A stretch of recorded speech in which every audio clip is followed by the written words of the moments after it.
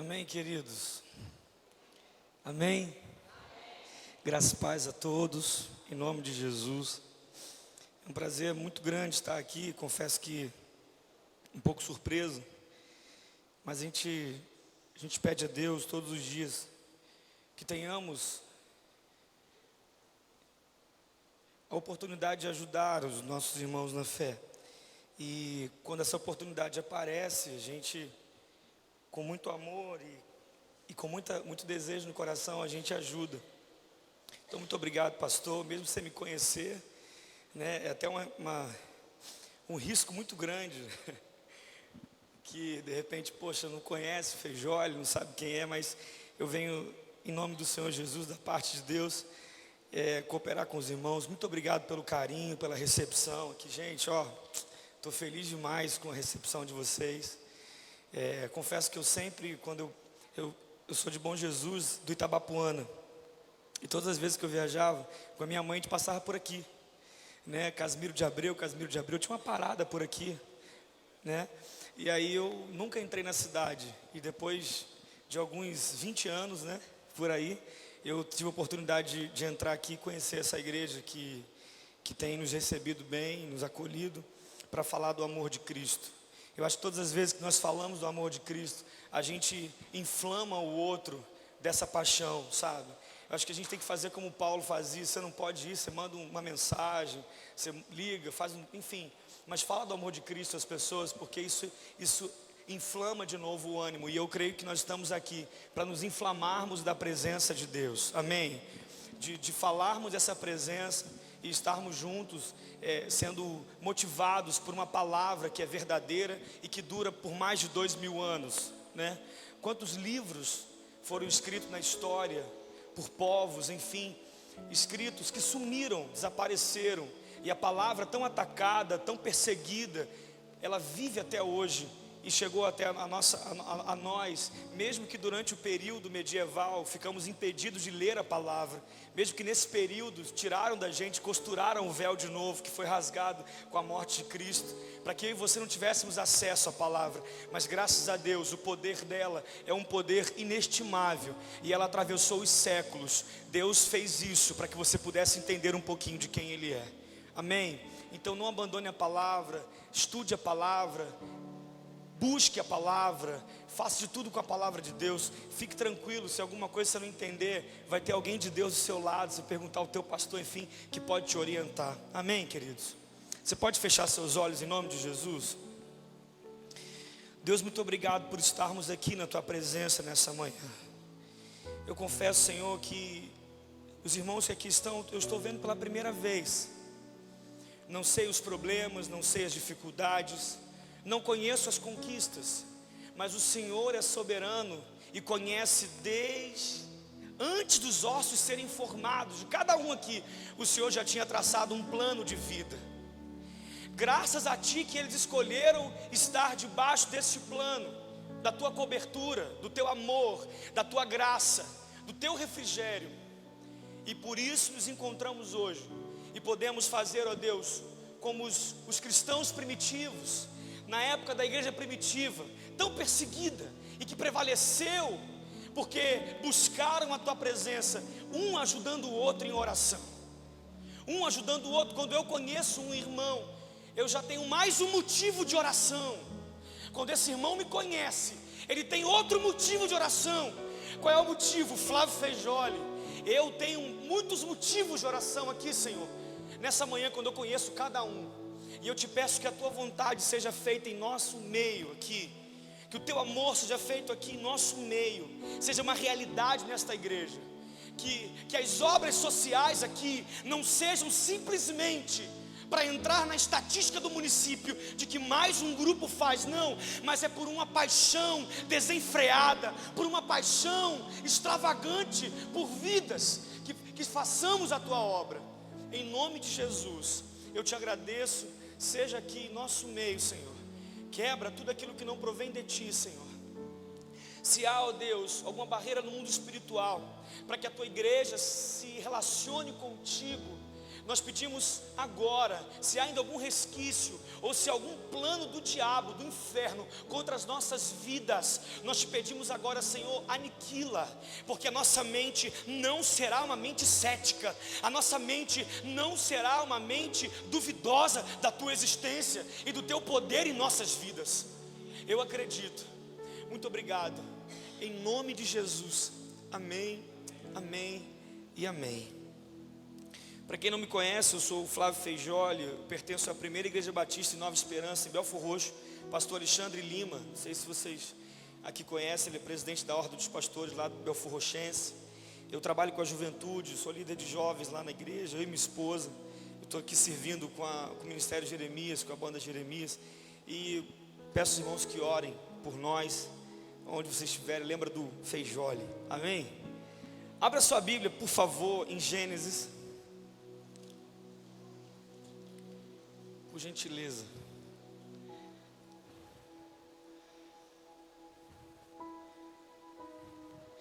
Eu prometo ser breve, né? Apesar que todos os homens que eu já ouvi pregando prometendo ser breve, deixa o Espírito agir. Gênesis 3, por favor.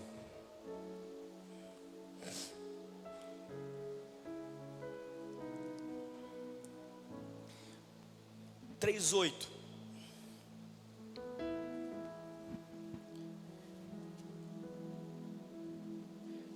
Eu queria falar de algo que ultimamente tem ardido no meu coração, algo que tem sido uma evidência na minha vida, a relação de Deus com o homem. Eu vi aqui o tema, essência, e sobre adoração, que é um congresso de louvor e adoração. Diz assim, Gênesis 3:8. Quando ouviram a voz do Senhor que andava no jardim pela viração do dia, esconderam-se da presença do Senhor Deus, o homem e sua mulher, por entre as árvores do jardim. E chamou o Senhor Deus ao homem e lhe perguntou: onde estás? Ele respondeu: ouvi a tua voz no jardim, e porque estava nu, tive medo e me escondi. Perguntou-lhes Deus: quem te fez saber que estavas nu? Comeste da árvore que te ordenei que não comesses? Então o homem disse: a mulher que me deste por esposa, ela me deu da árvore e eu comi. Disse o Senhor Deus à mulher: que é isto que fizeste? Respondeu a mulher: a serpente me enganou e eu comi. Essa passagem aqui é uma passagem muito simples, muito rápida, acho que é a única que dá uma direta referência sobre a presença de Deus. Todo mundo sabe aqui do Jardim do Éden. Todo mundo sabe, conhece a história da criação do homem, que nós fomos feitos imagem e semelhança de Deus. E eu queria deixar como uma referência, um tema, relacionamento. Amém? Vocês estão conseguindo entrar comigo aqui, ó? Relacionamento, fala assim comigo: relacionamento com Deus. Relacionamento, fala de novo: relacionamento com Deus. Esse é um tipo de mensagem que se prega desde que o homem conseguiu entender e chegar um pouquinho da essência de Deus. Então, quando o homem foi feito, quando o homem foi gerado, a Bíblia é muito clara no Éden, que não foram as mãos de Deus quem deram vida ao homem. Não foi a mão direita ou a mão esquerda quem deu vida. O que deu vida ao homem foi o sopro. Quando Deus sopra nas narinas do homem, quando Deus sopra esse fôlego de vida, a Bíblia diz que o homem é feito alma vivente.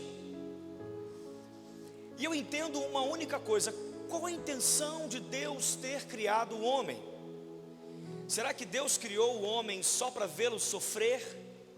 Será que Deus criou o homem para ficar brincando de algum tipo de joguinho? Será que Deus criou o homem só para ver no que daria essa construção? Lendo esse versículo aqui, a gente sabe que o livro de Gênesis ele é viajante, você precisa ler e entender um pouquinho dessa profundidade. Lendo esse versículo, nós chegamos a uma conclusão: Deus criou o homem para um único objetivo primeiro, relacionamento. Ele só queria conversar com o homem. Não é à toa que a importância, nós somos a maior criação do universo, você é a maior criação do universo. Se nós não fôssemos, seríamos os primeiros a sermos construídos. Mas Deus construiu tudo, uma casa bonita, perfeita, maravilhosa, para depois colocar o homem. Depois de tudo pronto, o homem é feito. E Deus dá ao homem o direito de colocar nome até aos animais. Deus dá o direito ao homem de dominar as coisas. Fomos feitos por último, e ainda temos o direito e o poder de dominar. Tudo isso num lugar protegido por Deus, no jardim da inocência. Se assim podemos dizer, o homem era inocente, mas não uma inocência de não ser inteligente, porque Deus colocou no homem a capacidade de fazer algo, dar nome aos animais, por exemplo. Então o homem tinha uma inteligência, não inocente de não ter inteligência. A sua incapacidade intelectual não era reduzida, não, era inocência de não conhecer o pecado. O problema do homem é ter curiosidade naquilo que possivelmente poderia trazer um prazer momentâneo, e essa curiosidade desse prazer momentâneo chama-se pecado. Porque todos os filhos, olha, Deus não nos fez simplesmente para termos prazer nele, mas intimidade que vai além de prazer. Intimidade é um prazer perpétuo, é um prazer quase que, vamos dizer, eterno com ele. Intimidade gera relacionamento. Intimidade passa pelo crivo da honra e da obediência. Quem tem prazer com alguém, quem tem prazer por alguma coisa, no outro dia facilmente pode esquecer e não vai cumprir qualquer tipo de pedido desse alguém que te fez por causa do prazer. Mas quem tem intimidade, mesmo não querendo, obedece. E a Bíblia vai dizer que Deus visitava o homem na viração do dia. Olha que tremendo. Um ser infinito, um ser inaudito, um ser inefável, um ser inexplicável, alguém soberano. A Bíblia diz que ele não foi criado, ele é o incriado, um ser que é todo poderoso, que o homem até hoje tenta buscar entender quem é esse Deus, mas nunca vai entender, porque ele é infinito. Esse mesmo ser descia na viração do dia para conversar com o homem, chamar o homem para conversar, só para saber como é que foi seu dia. Deus já sabia, claro, mas queria entender, como é que foi, está tudo bem? Olha o privilégio que a humanidade perdeu. Na viração do dia, mais ou menos 5, 6, horário de verão, 7 horas, no pôr do sol, Deus vinha, cara, só para ver a construção, a arte das artes. A arte das artes. Alguns filósofos vão dizer o seguinte: a ansiedade de descobrir quem é Deus fez na história da humanidade alguns filósofos tentarem descrever o eterno, mas é muito difícil descrevê-lo. E um homem vai dizer que realmente existe uma mente designer que fez tudo isso, porque não pode as coisas se encaixarem tão perfeitamente surgindo do acaso. O acaso não tem poder de conectar as coisas e fazer delas coerentes, não dá. Então existe uma mente designer. Eu chamaria essa mente designer de Deus. Então Deus vinha e conversava com o homem, batia um papo. Só que o homem perdeu esse privilégio. E agora eu entendi porque que Tiago vai escrever: buscai-vos a Deus, chegai-vos a Deus, e Ele chegará a vós. Porque antes era Deus chegando ao homem. O pecado nos destituiu da glória dele. O pecado nos afastou desse relacionamento. Agora eu preciso me entregar a Ele. O esforço é maior, mas não é impossível. poder do livre-arbítrio, alguns vão crer ou não no livre-arbítrio, enfim, mas esse poder de escolha nos fez escolher o prazer ao invés da intimidade. A intimidade faz com que você não escolha alguma coisa mesmo querendo, por amor a Ele. O homem perdeu e saiu do Éden. Por causa desse pecado, o homem passou a sentir dor. O homem teve que trabalhar. Eu entendo, não tem nenhum versículo tão claro, mas eu entendo que Deus criou o homem nem para trabalhar, só para ficar no Éden ali. Depois eu vou entender porque que Paulo disse: quem não trabalha, não coma. Do suor do teu rosto, tu vai ter que comer o teu pão. E as mulheres sentirão dores de parto, e por aí vai. Esse mesmo pecado que nos afastou dele, tirou de nós a essência de adorador. Tudo bem, o homem saiu do Éden. E agora a humanidade, como é que você vai estar? Passaram-se os dias, os anos, estudando um pouquinho sobre os povos primitivos, dentre eles os sumérios, que a gente vai dizer que os sumérios, eles foram os primeiros a se formarem como civilização organizada. Vão descrever uma forma de escrita mais simples, claro, do que existia, porque antes a escrita era através de desenhos, enfim, pictográfica.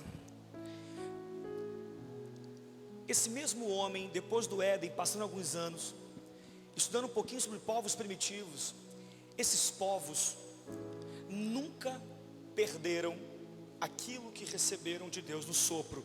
Lembra que eu falei com vocês que o que fez o homem ser vivo foi o sopro de Deus? Quando Deus sopra no homem, algo de Deus vai para dentro do homem. Você pode correr para onde você quiser, você sempre vai querer buscar Deus em alguma coisa. Aí eu entendi por que os povos primitivos buscavam as coisas sobrenaturais. Exemplo, esse mesmo povo, os sumerianos, os outros povos da antiguidade, sempre buscaram o sobrenatural, a procura. Eu falei assim: Deus, por que eles estão fazendo madeira Deus? Por que eles fazem da lua um Deus? Por que fazem do sol um Deus? Por que fazem, por exemplo, de uma outra pessoa um Deus?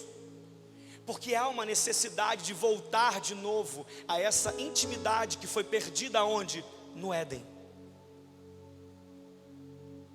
O homem, mesmo que de forma inconsciente, começa a ter necessidade, porque o sopro de Deus está dentro de todo mundo. E esse sopro, quando ele começa a acionar, o homem quer buscar algo sobrenatural. Todos nós temos um pouco de espiritualidade.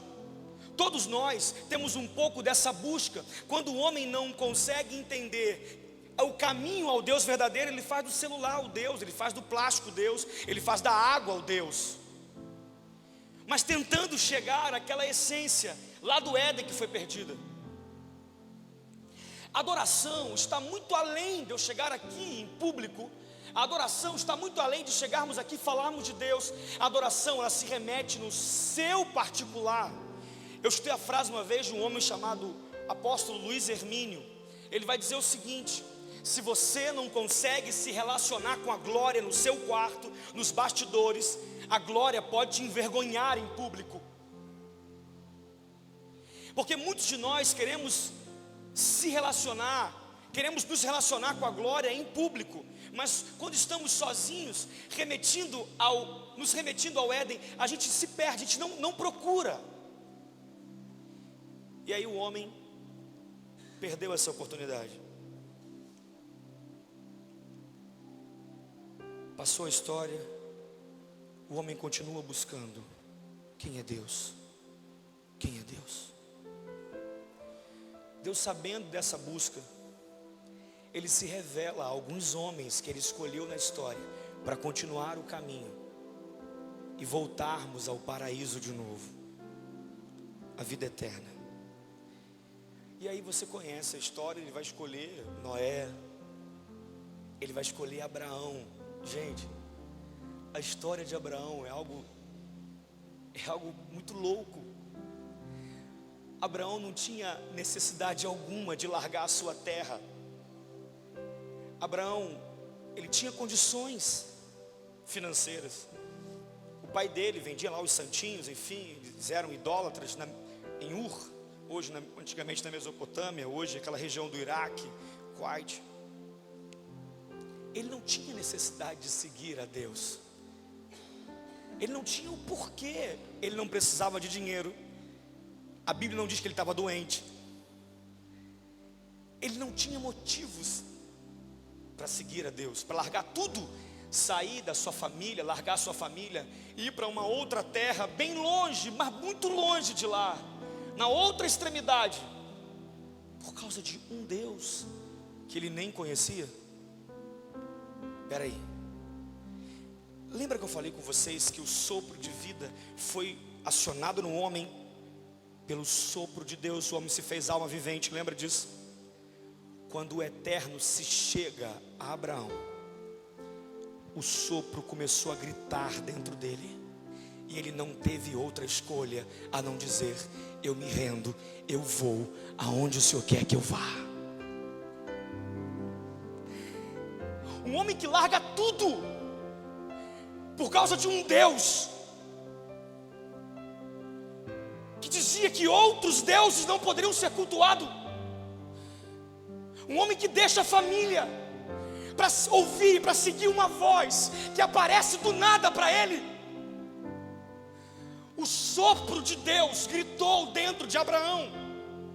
O mesmo sopro que foi colocado quando Deus fala com Jeremias. E é por isso o propósito da nossa banda, do nome do ministério, quando ele fala assim: eu não posso ir, Deus, eu não sei o que falar, eu me sinto como um menino. E a palavra vai dizer o seguinte: ei, eu te conhecia muito antes de você ser formado. Ei, a tua inexistência, na tua inexistência, tu já existia para mim. Na tua inexistência, tu já existia para Deus.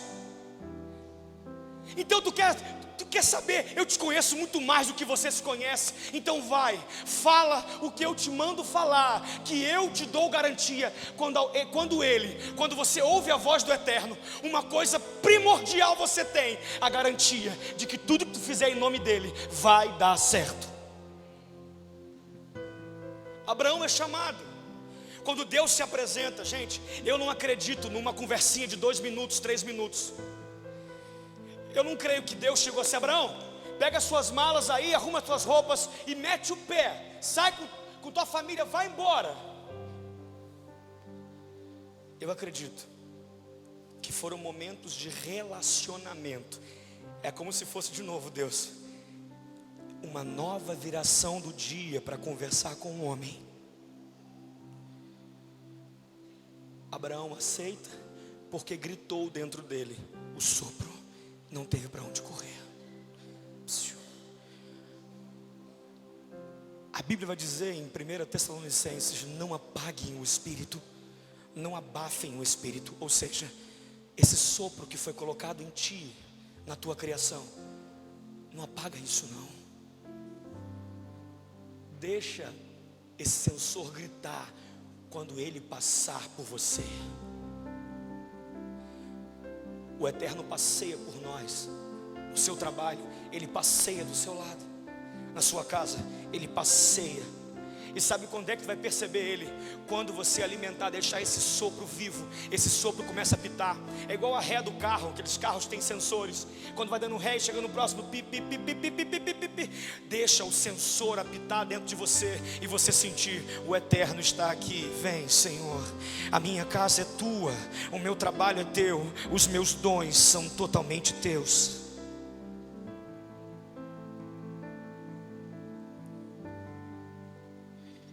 Abraão é chamado, e por causa desse chamado, a Bíblia vai dizer que ele é o pai da fé. Gente, se ter fé já é muita coisa, imagina ser o pai dela. Um homem que não conhecia e acreditou, não conhecia aqui, na intelectualidade, na mente, mas conhecia no espírito. O teu espírito conhece Deus, a tua mente não, mas o teu espírito conhece, mesmo que você não queira. Quando Ele passa, o teu espírito grita, o teu espírito aciona, o eterno está aqui. Relacionamento ultrapassa o crivo de vir à igreja. Deixa eu te falar uma coisa, querido. Se você vem à igreja simplesmente para pedir alguma coisa, se eu vou à igreja para pedir só uma cura, você está exigindo muito pouco de Deus, porque curar de uma doença, trazer um carro novo, é o mínimo que Ele pode fazer por você. Sabe qual é o máximo? Ele se relacionar contigo. Quando você vier em comunhão com os irmãos ou na tua casa, quando você se reunir com alguém para falar, para orar, para pedir a Deus alguma coisa, peça acima de tudo a presença, porque quando você pede a presença, é inevitável a misericórdia, a bondade, o amor, a paz e tudo que o eterno tem para nós virá junto. Relacionamento. Eu percebo hoje, como o pastor falou aqui, um esfriamento da igreja. Parece que o Brasil está virando uma Europa, pastor. A Europa está fria há muito tempo, e não é à toa que passa pelo que passa.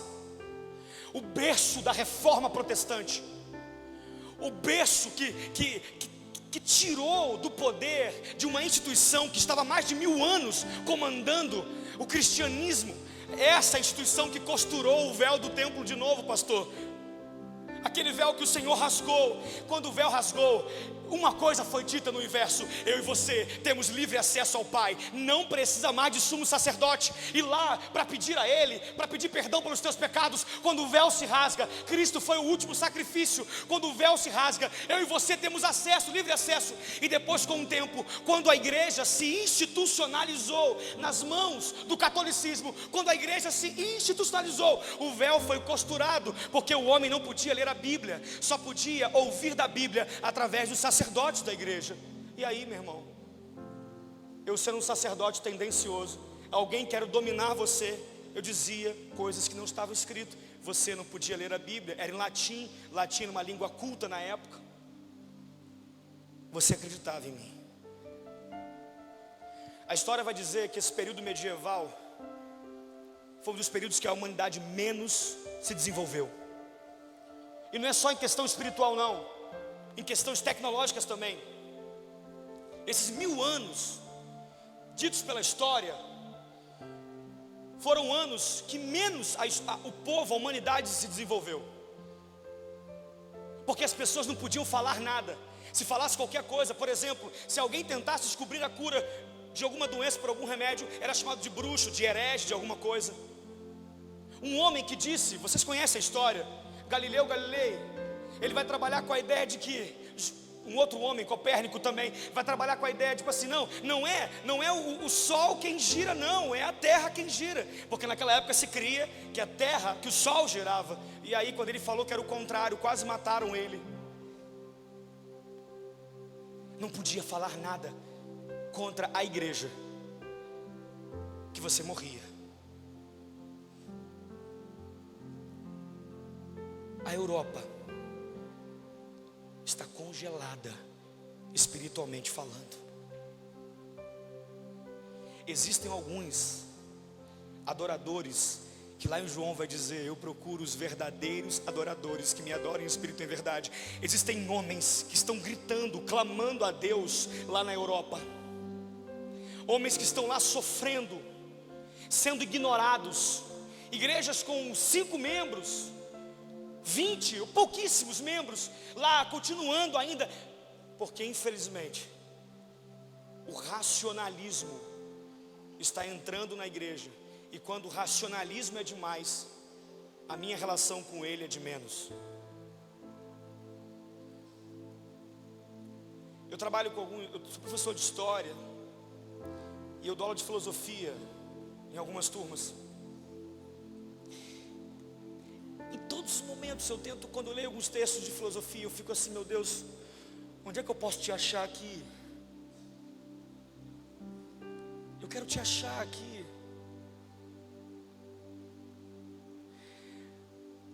Aí algumas pessoas pegam esses textos e fazem desses textos versículos bíblicos para eles. Ei, relacionamento não tem manual dizendo como será e como é.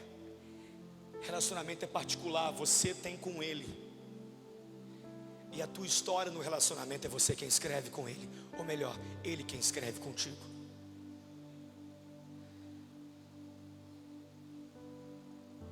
Esse espírito, esse sopro ecoa dentro de você.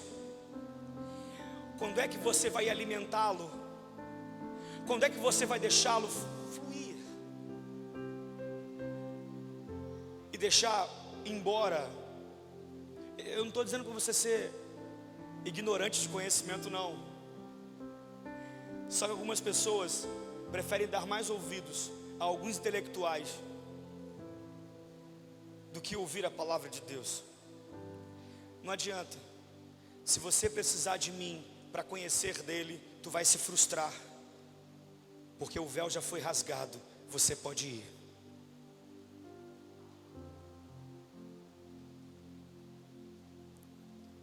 Você pode ir. Sabe qual é a maior essência da adoração? Quando você vai sem ninguém te impulsionar.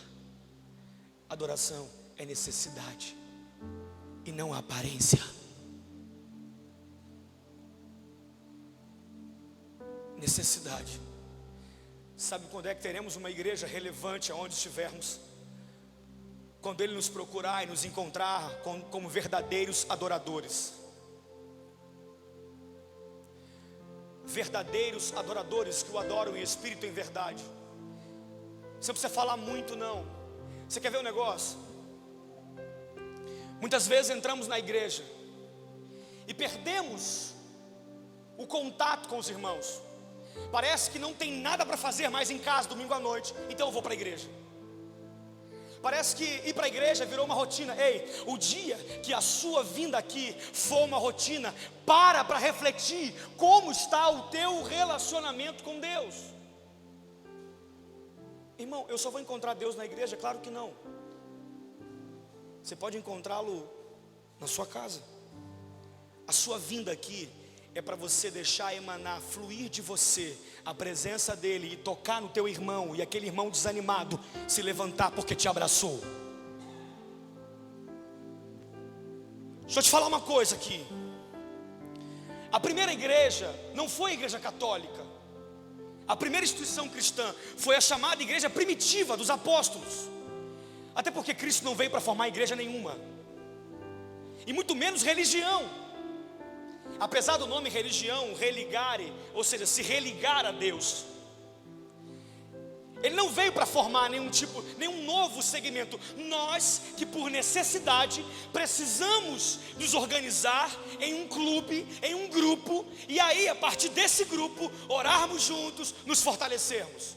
Nós fizemos isso por uma necessidade político-social. O homem cria a instituição igreja por uma necessidade político-social. Só diz uma coisa: eu não posso andar sozinho. Se eu andar sozinho, eu vou me perder. Por isso que o homem cria a igreja. Quando o Senhor fala para Pedro que as portas do inferno não iriam prevalecer contra a igreja, quando ele fala isso, porque a instituição, ou melhor, porque a essência da igreja já está aqui em nós. Mas eu não posso me isolar. Eu vou te explicar. Jesus foi assunto aos céus, ascendeu e recebe e dá um comando: ficai em Jerusalém até que do alto sejais revestido de poder. Depois vão, preguem até os confins da terra.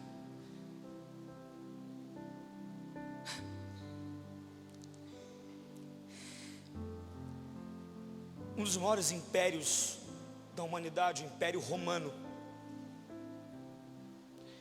começou a perseguir a igreja, essa igreja primitiva que se reunia no templo.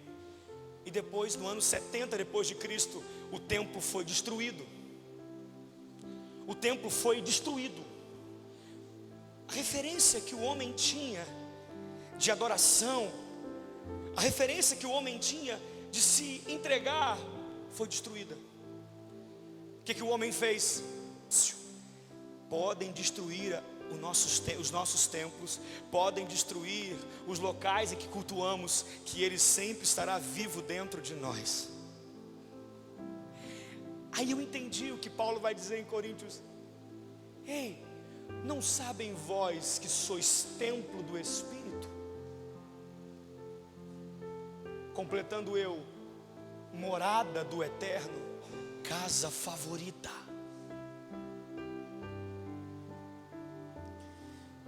A igreja primitiva, então, os primeiros, os pais, os apóstolos, perderam o templo. O que eles fazem? Se reúnem em grupos, pequenos grupos, em comunidades, em casas. E a igreja foi perseguida, o Império Romano vinha, Saulo, depois Paulo, matando os cristãos. Estevão, considerado pela história o primeiro mártir cristão, que morreu apedrejado, olhando para o alto e vendo Jesus à destra de Deus.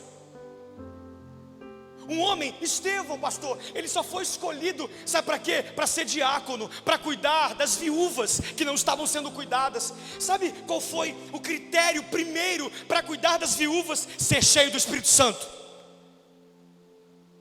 Porque as viúvas sempre foram muito queridinhas por Deus, só que os homens esquecem.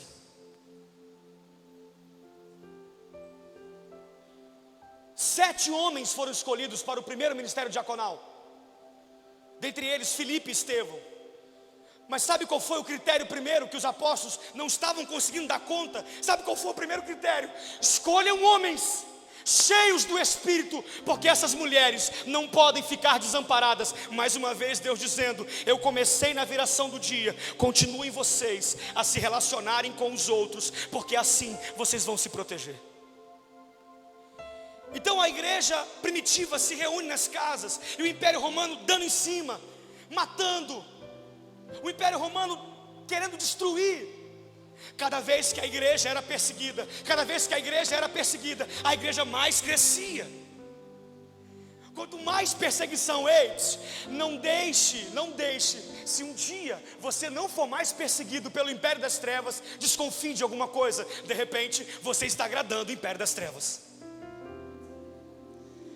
Até porque nenhuma provação pode chegar a nós acima do que podemos suportar.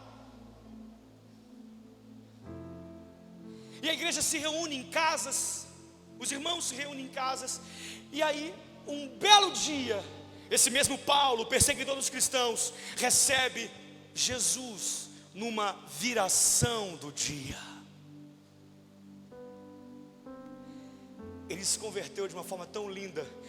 O sopro gritou dentro dele de novo. Ele não mediu esforços e seguiu. Paulo pega a palavra e coloca em outros lugares.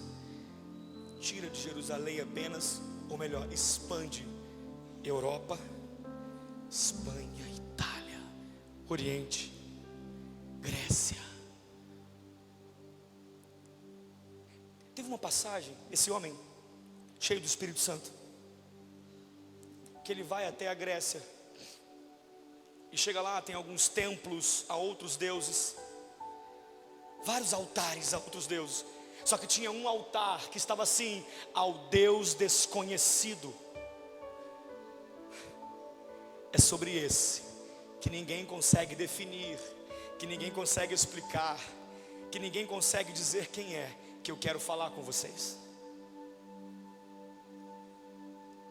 A igreja primitiva cresceu num relacionamento uns com os outros. Hoje em dia, eu sou uma pessoa assim muito quente, sabe? Eu gosto de abraçar as pessoas, eu gosto de beijar as pessoas, isso é uma característica minha. Uma vez eu estava pregando na igreja. Por favor, eu fico emocionado porque uma senhora já até faleceu, ela tinha 93 anos. E eu preguei uma vez, eu queria até um termo, né? Ancianidade, nem existe isso, neologismo. Eu preguei uma vez o valor do ancião na igreja. Quando acabou o culto, aquela senhora de 93 anos que viveu, eu tinha na época uns 20 e poucos anos, viveu assim, meu irmão, viveu tudo que podia viver no Brasil, as crises todas. Eu nasci já no final da ditadura militar e não vivi nenhum problema com relação a isso. Ela chega perto de mim, 93 anos de idade. Gente, incrível. Ela chega para mim e fala assim, falando já com aquela vozinha embargada, não conseguia nem controlar a baba na boca direito. Ela chegava assim, a saliva, ela, irmão, posso te dar um abraço? Eu falei assim, pode. Aí ela me beija, ela não conseguia mais controlar o rosto direito, aí me beijava e lambrecava tudo assim, ó. Eu falei, obrigado, irmã. Eu gosto de abraçar as pessoas. E a igreja primitiva, ela só prevaleceu porque as pessoas entenderam o amor de Cristo para elas e levaram esse amor para outras pessoas. Quando Paulo escrevia, a primeira coisa que ele falava, a graça e a paz de Deus seja com vocês. Quando eu me esqueço do meu irmão, eu estou se esquecendo de mim, porque nós fomos criados na mesma matriz. Mesmo que Deus não venha mais, literalmente, na viração do dia como Ele vinha, mas Ele deixou o Espírito, então eu posso ir na viração do dia de outras pessoas.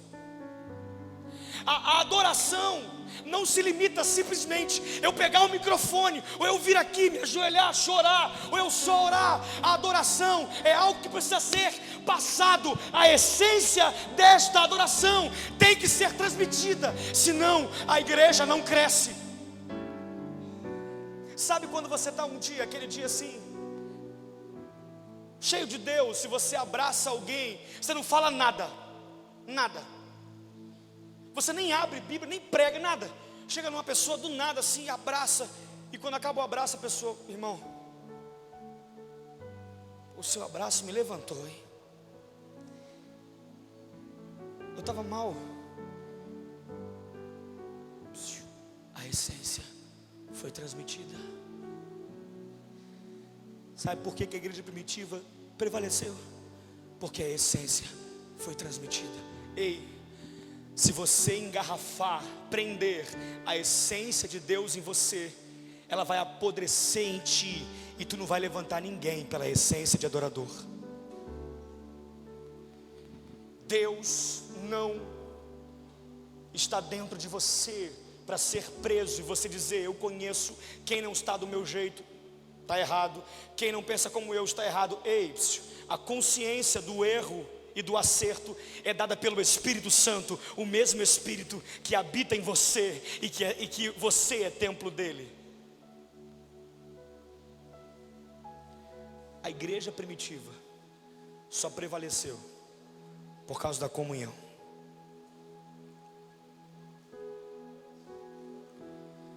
E algumas vezes chegamos na igreja, nem mais apertamos as mãos dos irmãos, a mão do irmão. Quanto mais o ósculo santo, um beijo. Ósculo santo.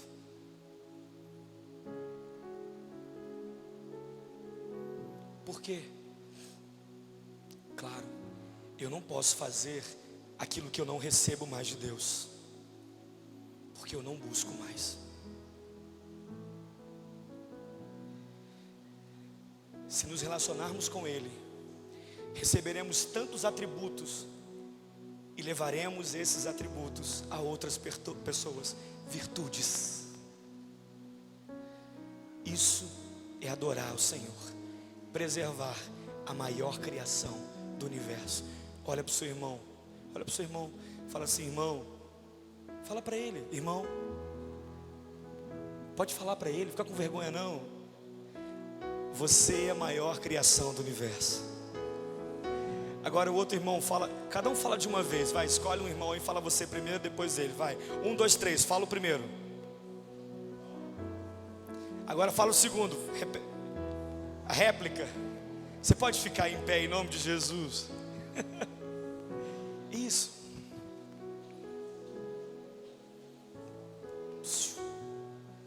Quando você abraça alguém, quando você derrama amor por alguém, você faz o que Cristo fez por nós na cruz, derramou o amor.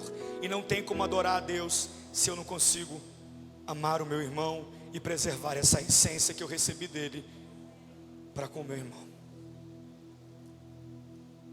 Sabe, pastor, uma vez nesse mesmo culto, eu falei o seguinte para a juventude. Eu falei: jovens, você sabe por que você está hoje num lugarzinho que tem um teto, que está pintadinho, que tem luzes, antigamente ventiladores, tem um sonzinho? Porque antes existiram homens que entraram aqui quando não tinha nada. E se você hoje consegue ter um ambiente confortável, é porque alguém te deu isso. E por que não preservarem a adoração a Deus, as pessoas que cultivaram esse lugar para nós? Sabe o que eu percebo? Parece que a idade retira a utilidade das pessoas. Pelo contrário, é mais novo. Quanto mais tempo, mais novo é, porque se renova em novas experiências.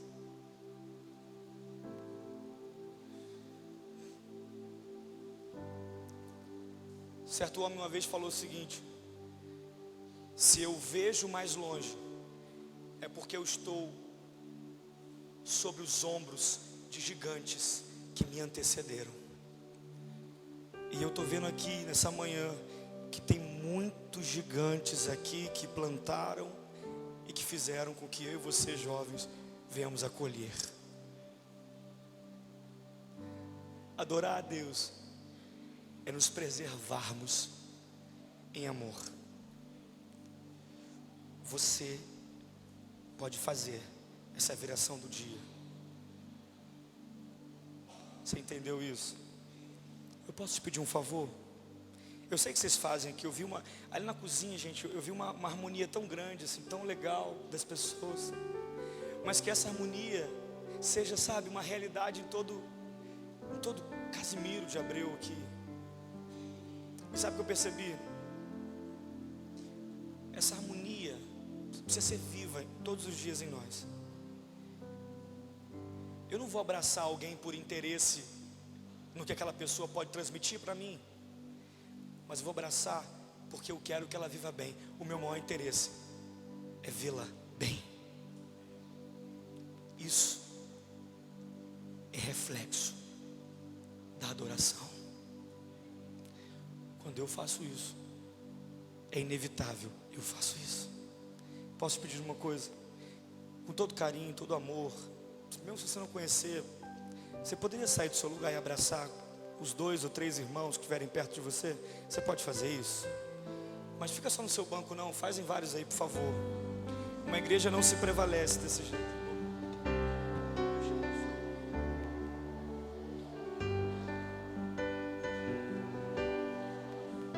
Se você puder abraçar umas 3, 4, 5, 6, 7, 8, 9, 10, 20 pessoas, faz isso.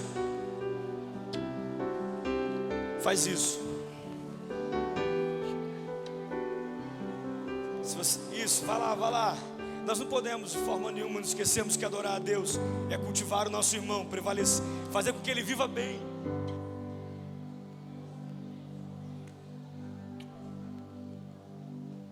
Amém? Isso, faz isso. Abraça. Chora com ele se possível for.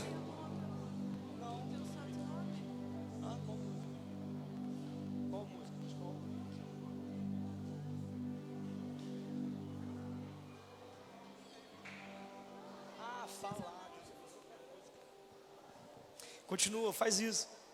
Abraça. Isso. Obrigado, Jesus. Não tem como adorar a Ti e ficarmos no nosso cantinho. É inevitável. A Tua adoração em nós, ela explode. Eu preciso passar isso para o meu irmão.